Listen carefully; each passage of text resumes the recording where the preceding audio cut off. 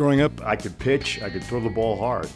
And upon graduation from St. John's, I was drafted by the Cleveland Indians and played in their organization for about 5 years. That teamwork, camaraderie, is what I took away from it. When I got out of baseball, I ended up acting and modeling for a while. And I just decided one day, I was sitting there and I said, I gotta do something else. To Carlisle, Pennsylvania, where Rick Schwartz is standing by with the latest on what the Redskins did today. Rick? Frank, right behind me. It's a great time in life. I got to go to Super Bowls and World Series. Pressure was always to get the story, get the right story. Holy moly for that too, yeah. As you can imagine, security is pretty tight around the White House these days. So I ended up in Denver at Channel 4 as the executive sports producer. I became a news director at Fox Sports Net. And then from there, things happened and I happened to get Parkinson's.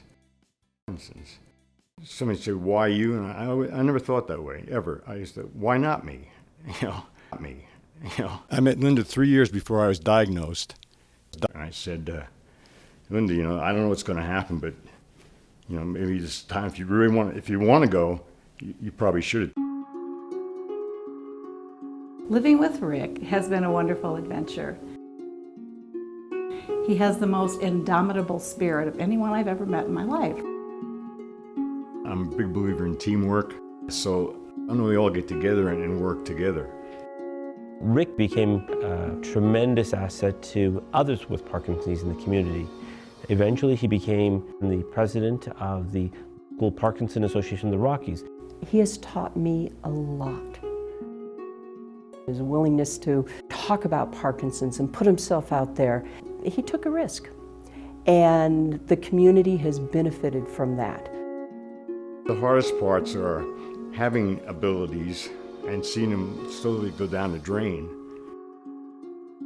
Where I'd spend years on air, night after night, talking in front of a camera, and now it becomes harder to deal with things, and that's just a small part.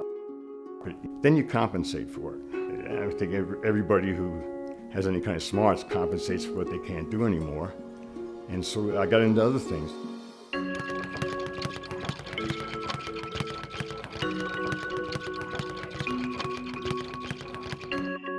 Rick came and said I wanted to start a boxing program. He kept pestering me about it. Who would put together boxing being good for Parkinson, and that patients with Parkinson would be able to do it?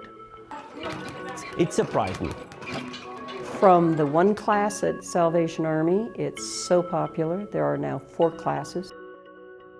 It's really been a great asset for people in the community to excite them about exercise, since exercise has been shown to be helpful in improving Parkinson's symptoms and might even slow the progression of Parkinson's disease.